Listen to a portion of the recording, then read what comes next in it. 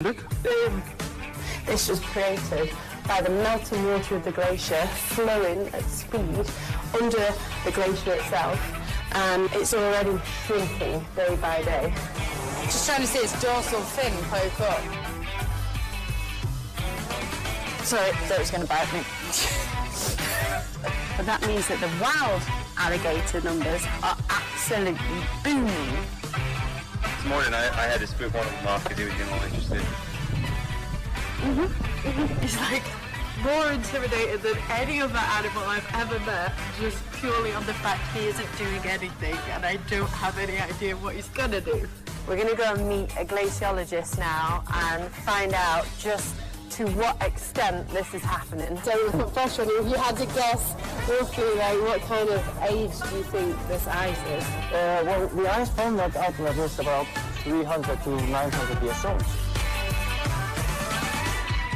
They just hover around here fast asleep, and then when they want to take a breath, they just get their head up to the surface without even waking up. It's a little bit nerve-wracking. Being bitten by a shark isn't actually painful at all compared to cleaning a shark bite. This is the most painful part of receiving this wound. But it is the reason why quite a lot of these people respect and love these creatures as well.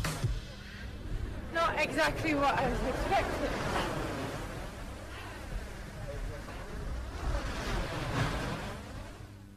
Good morning, guys. I did promise that I might see some of you in the flesh, and here I am. Not even a week later since we spoke on Teams, I think. Was it Teams or Zoom? I'm not even sure. There's been that many virtual workshops. But lovely to see you all. You're looking very fresh-faced. If you miss me, this was my book, Somebody Swallowed Stanley. So I visited a few of your classrooms, and we spoke a lot about plastic pollution at the time. But today, our topic is about technology and about how technology and humans are coming together and how we have the power to not just protect the planet, but maybe even fix it too. So we're going to start with some of the technology that I've worked with in the field. And first up, if we go on to our next slide, we have one of these. I wonder, does anybody in the audience at all know what this is? Oh, we've got a few people with their hands up. Let me see. Yes, sir?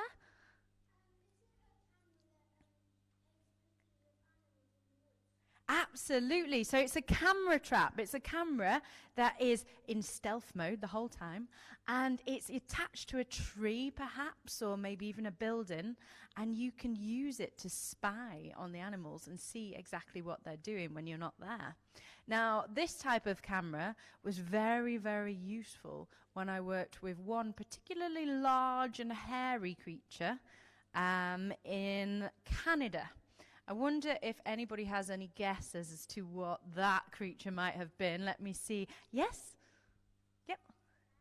Yes, the bears, absolutely. So this is a really useful piece of kit that we could use basically to spy on these great big furry creatures. So often we would see them doing this crazy behavior. So this is a male grizzly bear walk. I kid you not.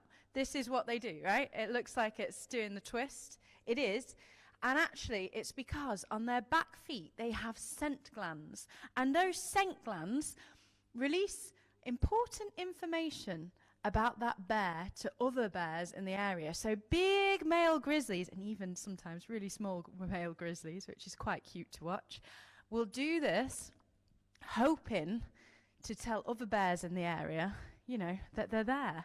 It's a little bit like if you ever go in the bathroom toilets and somebody's written on the bathroom wall or on the desks, and I was here. Kind of like that. But even more valuable information can be passed on from that. It's actually more like, let me see, a print that we would have online. So from that, we could find out if that male bear is large or small, if perhaps he's a mating age. So for a female bear that's walking past, she might walk past and see that and go, oh God, I better get out of here. I've got 2 little cubs and I want to protect them. Or she might go, ooh, he's in town, is he? I'll stick around. So there's all sorts of valuable information. We can also use those camera traps to try and get the bears doing this up against the trees. Has anybody got any guess what's going on here? Yeah? Yep. They are itching. Yeah, they are doing a little bit of itching. Anything else that they might be doing? Yep. Absolutely, they're scratching. Yes, sir? Say that again, sorry. Yes, so they are showing off, actually. You're right, because they're showing off to other bears. And just like I said about this walk, where they're giving out information to other bears, the tree thing is exactly the same, except they're giving out even more information. So for us as a scientist, we would want to locate where those rub trees are particularly, because the best rub trees have this sticky, horrible sap that comes out. And for a bear, that means their fur gets stuck to it. So sometimes when you're walking through a forest, it's not just bears, other animals that pass through that like a good scratch on a tree. If you see it, you can actually take the fur samples and you can identify the actual bear that did it. You can identify the age of the bear. You can even tell whether that bear's been well fed or not, or what it's eaten just from that fur sample. So really cool, important information that we can get from that. The next type of technology that we often use in the field involves, if we go on to the next slide, tagging. So quite often, especially with migratory animals like this shark behind us, we can use that technology to find out important information about our animals. So with a sat tag, we can add that onto the shark very, very quickly. And in the 2 weeks that it's on before it pops off, we can see what areas that shark travels to. If we know where it moves to, we know where to protect to keep the shark safe. Who knows what this is, though? What's this? Yes, your hand went up quick. Yeah. Yeah. A shark's mouth, it is, essentially. This is a shark jaw. Now, it's actually, I'm pretty sure, a lemon shark, similar to the one that bit me. I know that because if I look really carefully at its teeth, it's got very, very straight, non-serrated teeth. Now, this shark jaw is one of the ways that we get information about sharks, and one of the ways from the past that we can get information about sharks that have died already. But we used to use the shark jaws and also, more importantly, the vertebrae, so the backbone of the shark. We would cut them open and we would count the rings, and that would give us an idea of how old the shark was. A bit like when you look at the rings on a tree. But actually, we've since learned, as technology has improved, that we can do that by taking a teeny tiny sample of the fin. So taking a tiny fin clip, and then we can send it off to a lab, and they can actually use that to find out about the shark's diet, about the relatedness, where the shark's from, but more importantly, the age. And actually, once we started doing that, we realized that although we thought we were really clever counting their rings, we were slightly out. And some of the sharks that we thought were probably 27-year-olds actually might have been like 78. So we were just a tiny bit out. So as technology improves, we often find the knowledge that we have improves too. So if we go to our next slide, we are starting to be a bit less invasive when it comes to working with animals. We can now actually get a lot of information from the animals while they're free swimming. And with sharks, one of the things that we can use is lasers. We can use lasers and put them out on the edges of our cameras, and we can use that to find out exactly how long a shark is without actually having to catch it and bring it to the side of the boat and measure it that way. So it's really interesting. Technology is changing all the time. If we go on to our next slide, we may get to the point very soon where we can tap into all those great big satellites, and we can use those too to monitor the animal movements all around the world and to monitor the changes in their habitats. But all of the technology I've spoken about up to now has always just been about watching and observing and just trying to understand what's happening. But sometimes that can be a bit daunting.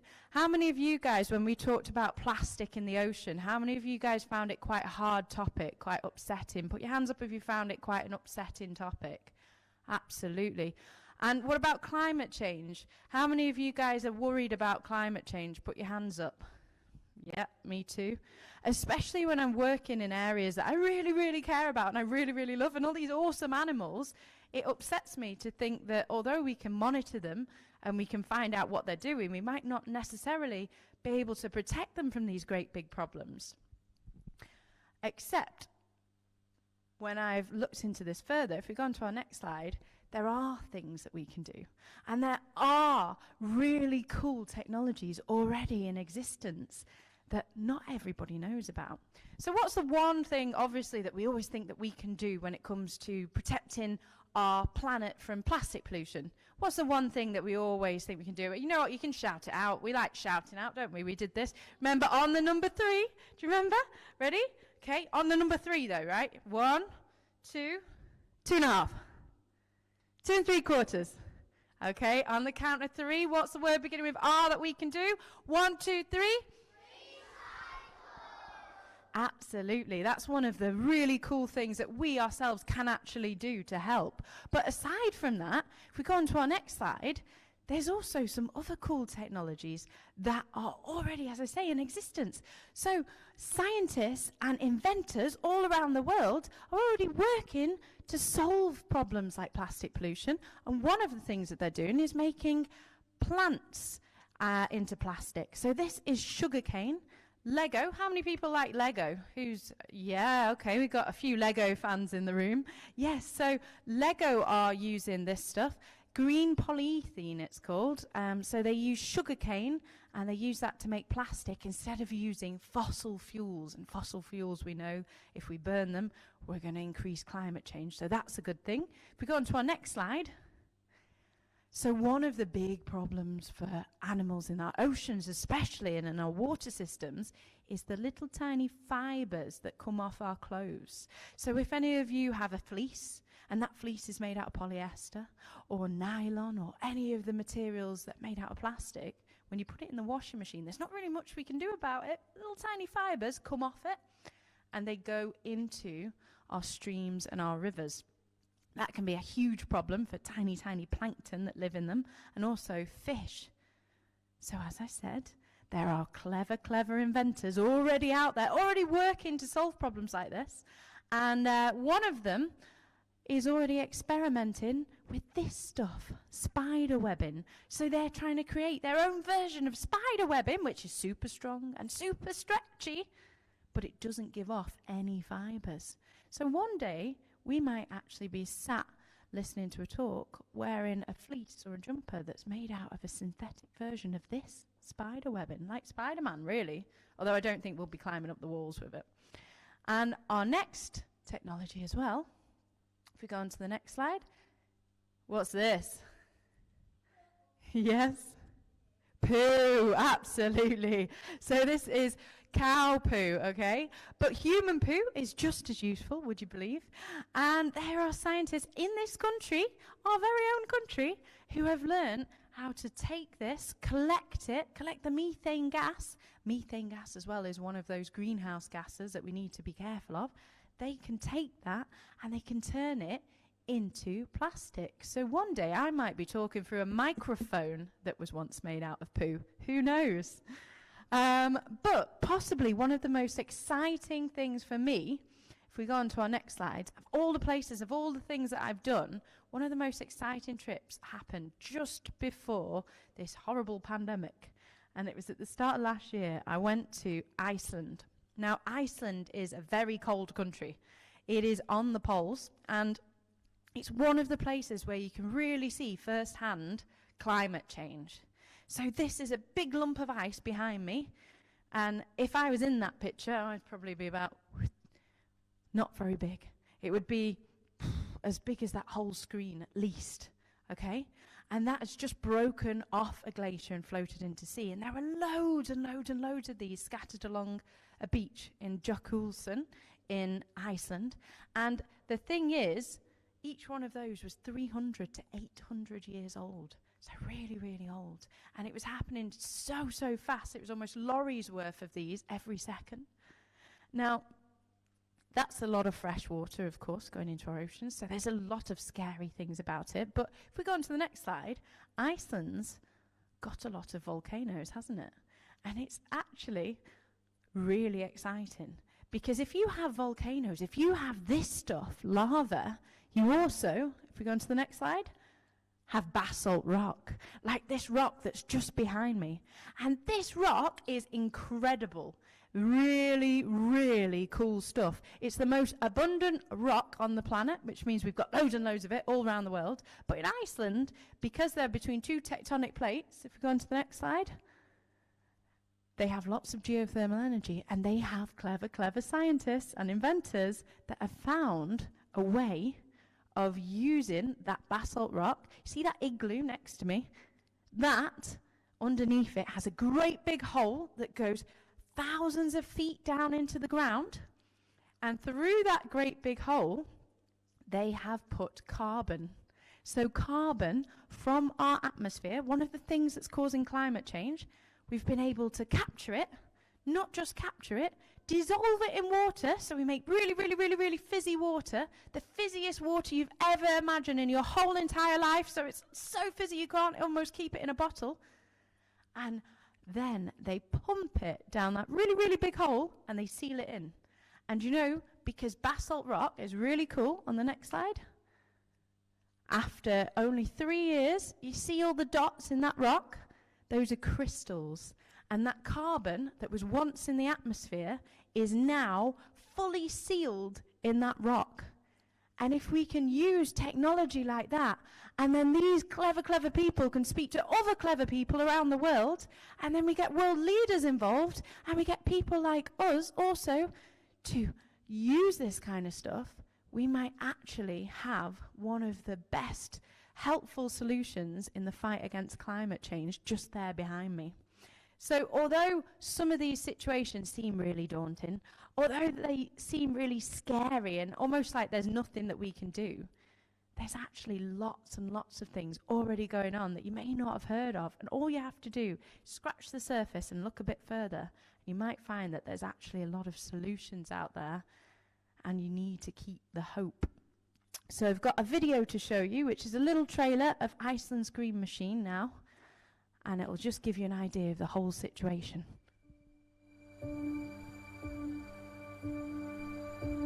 Oh my gosh.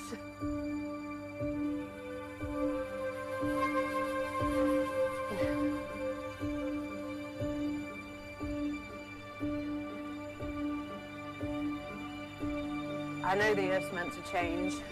Nature is fluid, it's never supposed to stay the same. The question is, can it adapt quick enough to the impact that we're making?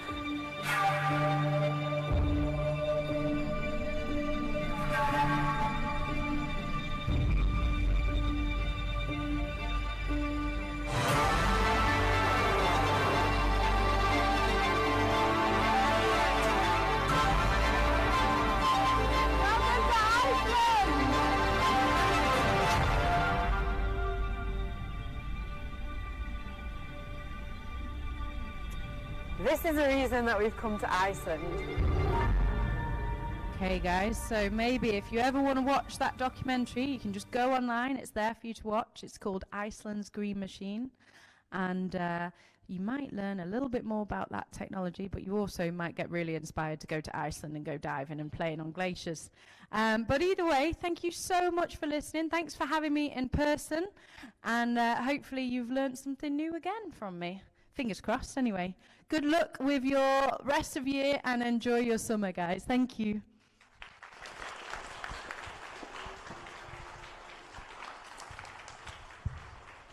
Thank you, Sarah. Thank you so much. Okay, boys and girls, now we're going to pass over to Mrs. Robleski, who's kindly going to read through the list of events and achievements and prizes for this last year. So over to you, Mrs. Robleski. Okay, thank you, Mr. Murphy, and thank you very much to Sarah as well for such an inspirational and exciting talk. I hope that's inspired many of you, boys and girls, to think about your future and the ways in which we can work to help our planet. So, good morning everybody, and a very warm welcome to you all wherever you are, whether you're here in our SMH Sports Hall together, or whether you're at home with your families maybe in the UK or even abroad, some of you. Welcome to you all. So, as Mr. Murphy has said, we now move into the eagerly anticipated prize-giving element of today's celebration. And it gives me great pleasure to be able to announce our prize winners for this year in Prep and Elements. I'm just afraid, as the understudy, that I can't promise to be quite as slick as Mr. Gibson, but I shall do my very best and give it my conjupois. Now, only a few adults in this room know the identity of our prize winners, which makes this very exciting. So children, you'll need to listen really carefully, and if you're lucky enough to hear your name called out, please make your way to the stage and to Mrs. Mann to collect your prize from Mr. Murphy and then have your photo taken. Okay, so we begin with class prizes. Class prizes are awarded for one of the following: achievement, improvement, industry, or generosity. Achievement recognises sustained endeavour and determination, leading to high levels of performance. The Improvement Prize recognises consistent endeavour and the specific progress you've made in your learning. The Industry Prize recognises sustained endeavour alongside a positive and determined attitude towards all aspects of learning. And finally, but extremely importantly, the Generosity Prize recognises an individual's sustained kindness and sensitivity to the needs of others. So without further ado, let's find out who our prize winners are for 2021. I will announce the winners' names in groups of 4, so I respectfully ask you please to hold your applause until after I have read all 4 names. We begin in lower prep, where the prize winners in the achievement category are Sophia Morell and Emily Greenwood, and in the improvement category, Connor Fletcher and Maya Jones.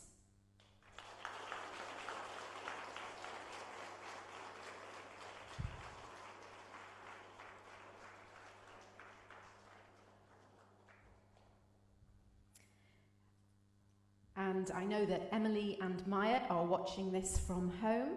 We send you both our warmest congratulations on your achievement. Hopefully your parents are very proud of you, and we will make sure that your prizes find their way to you. The lower prep prizes for industry go to Estella Bartolos Flores and Olivia Hodgkinson, and the generosity prizes go to Jasper Solomon and Otto Howarth.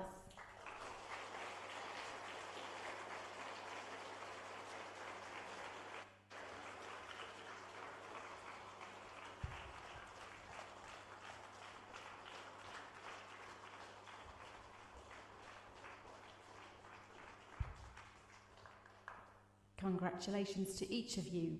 We now move into upper prep, where the prizes for achievement go to Charlie Hughes and Charlie Tyra, and the improvement prizes go to Artemis Butcher and Otto Bush.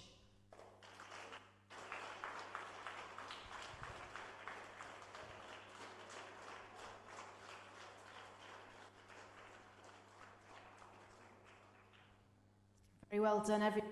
I can't help but notice that it improves your odds of being awarded a prize if you're called Charlie. And staying in upper prep, the prizes for industry go to Sophia Appleyard and Mary Saywood, and for generosity, it's Iris Hankinson and Theo Strain.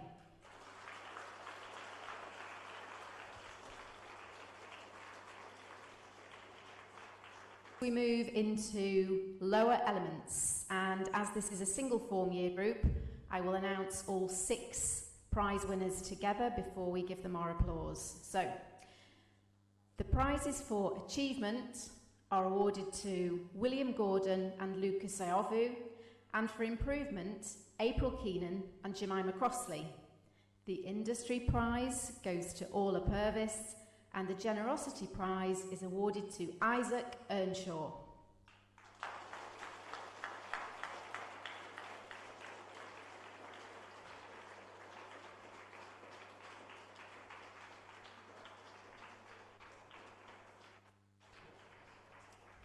Very well done to all those in lower elements. And finally, for the class prizes, we move into upper elements, where the prizes for achievement are awarded to Isaac Armand-Smith and Lily Rayner, and the prizes for improvement go to Amy Marler and Alexander Martin Tomasiak.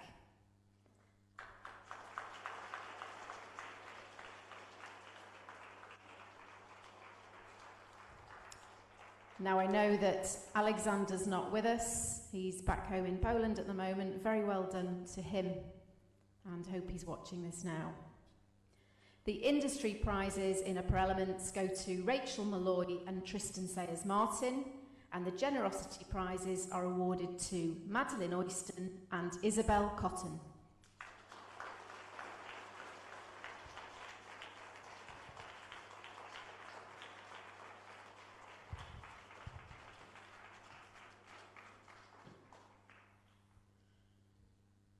Okay, we now move on to the individual subject prizes in music, drama, art and PE. And because you're such talented individuals, the teachers in each of these departments have had a very difficult job indeed, deciding on just one winner for each class. So as previously, I'll ask you to wait until I've announced 4 names before giving them your warm applause, please. So, music prizes. Music prize in lower prep goes to Matilda Oyston, in upper prep, Freddie Beldebos, in lower elements, Lucas Iovu, and in upper elements, Madeline Oyston.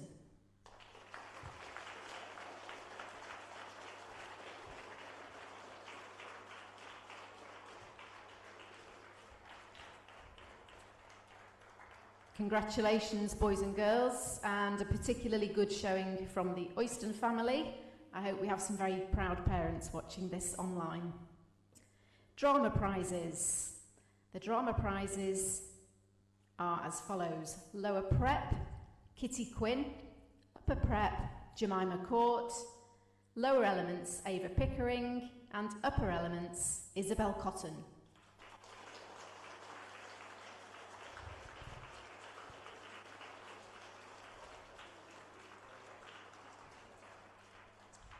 Congratulations to each of you, and you might not be able to see this as well at home, but there are some very, very happy faces, surprised faces too. Well done. On to art prizes now.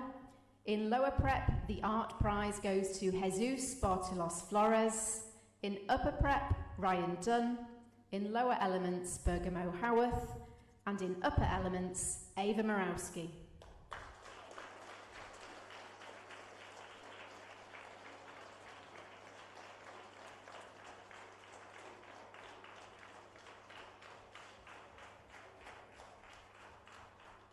Warmest congratulations to all our art prize winners. Next, we move on to physical education prizes, and these winners are as follows. Lower prep, George Musto. Upper prep, William Oakes. Lower elements, Casper Court. And upper elements, Holly Cave.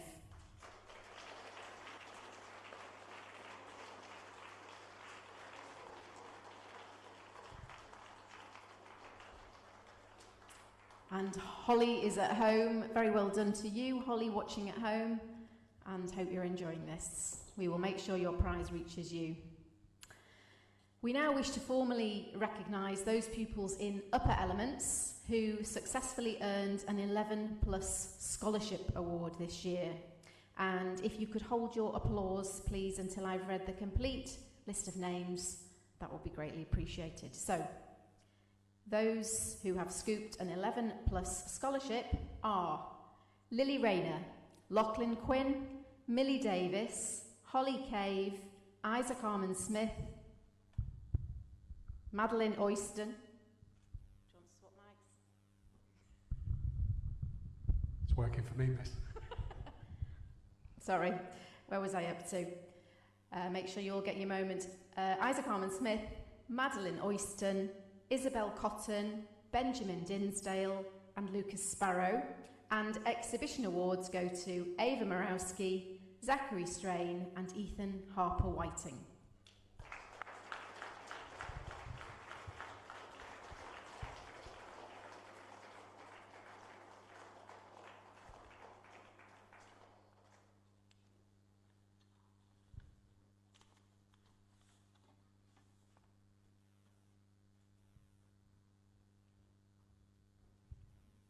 Now our next category is a change for this year, and we have some commendations for pupils in prep and elements. So the following children, although not prize winners today, are being recognised and acknowledged for the contribution they have made as individuals to SMH this year. So if your name is announced, you're invited to come onto the stage, please, as a group, and we will applaud you. In lower prep, commendations go to Archie Colton for a full and enthusiastic involvement in all areas of school life, George Hanson Halliwell for excellent efforts in all areas, Brandon Hartley Hurley for growth in confidence, Harry Hawkswell Grigsby for great all-round progress, Prosper Sirra for consistent enthusiasm, focus and determination, and Suki Sparrow for sheer determination and hard work even with a broken arm.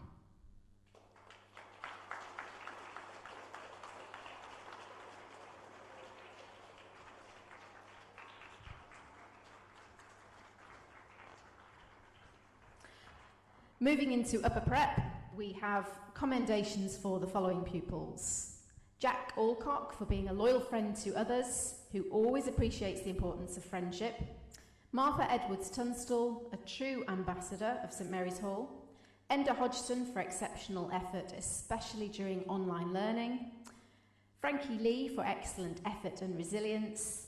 Hattie Musto for her equestrian success this year and exceptional effort in all lessons. And Christiana and William Nuttall for their resilience and dedication to learning. Well done, everybody.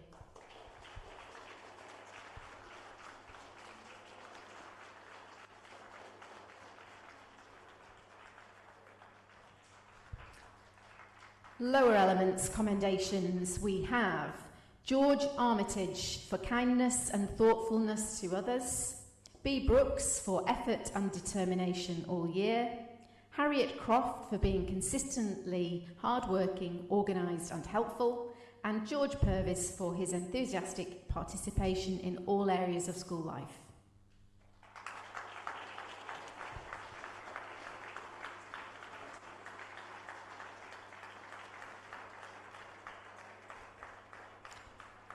And last but not least, upper elements commendations go to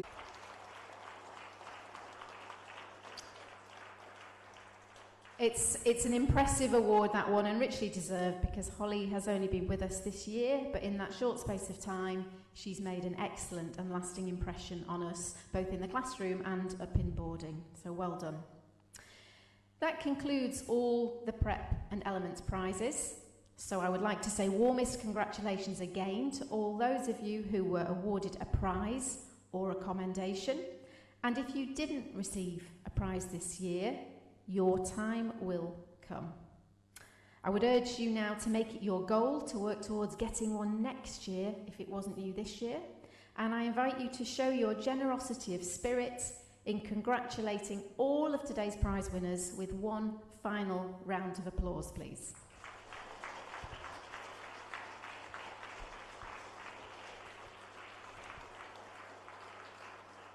And I will now hand back over to Mr. Murphy, who has some very special thank yous. Thank you, Mrs. Robleski. I think it's working? Good. Thank you for that. Thank you very much. Nearly there, boys and girls. Done very well. Okay, now then, I want to take a moment, really, just to echo some thank yous that I did a little bit earlier. But we do have a little present, really, to as part of our thank you to Miss Rees for all of her kindness and care and work with the children over such a long period of time. I know that a number of you sitting in this room now and some of you at home have worked very closely with Miss Rees, for sometimes for maybe just a few weeks, sometimes for a few years. So Miss Rees, please do come forward.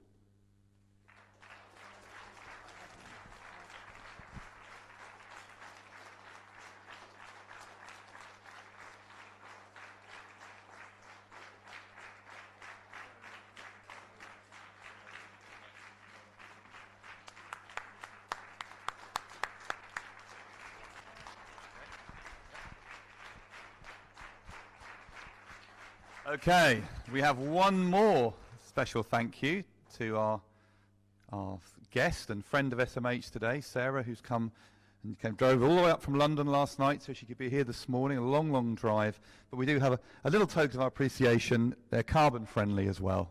Here we are, Sarah.